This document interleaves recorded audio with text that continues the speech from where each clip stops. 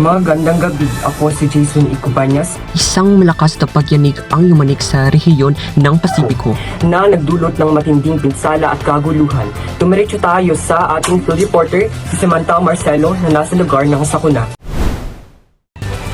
Maraming salamat Jason at Cobanyas.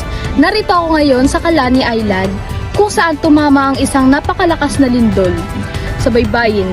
Ayon sa mga siyentipiko, nagkaroon ng paggalaw sa pagitan ng Pacific Plate at Eurasian Plate na nagdudulot ng 7.8 magnitude na lindol.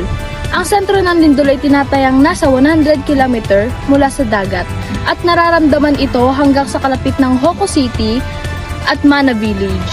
Makakapanayam natin ngayon si Dr. Giselle Gutierrez, isang seismologist na tumututok sa kaganapang ito. Oo, ang Pacific Plate at Eurasian Plate ay patuloy na nagtitigasan sa loob ng 6 cm bawat taon. Sa matagal na panahon, naiipon ang tensyon sa kanilang banggaan at ito'y magiging malakas na lindol. Ramdam ang epekto sa buong rehiyon kung saan ay ulat ng malawakan, pinsala at pagkawala ng kuryente. May inilabas na tsunami warning para sa rehiyon ng Pasipiko. Maaaring umabot ito hanggang 2 metro ang taas ng mga alon. Mahigpit namin ipinagpapayo sa lahat ng nasa baybayin na lumikas agad papunta sa mas mataas na lugar. Ngayon naman, pakinggan natin ang ilang residente na naapektuhan ng sakunang ito. Nawala ang bahay at negosyo ko, pero nagpapasalamat ako na buhay pa ako. Ngayon, nagkakaisa ang komunidad para magtulungan at pilit binabangon ulit ang isa't isa.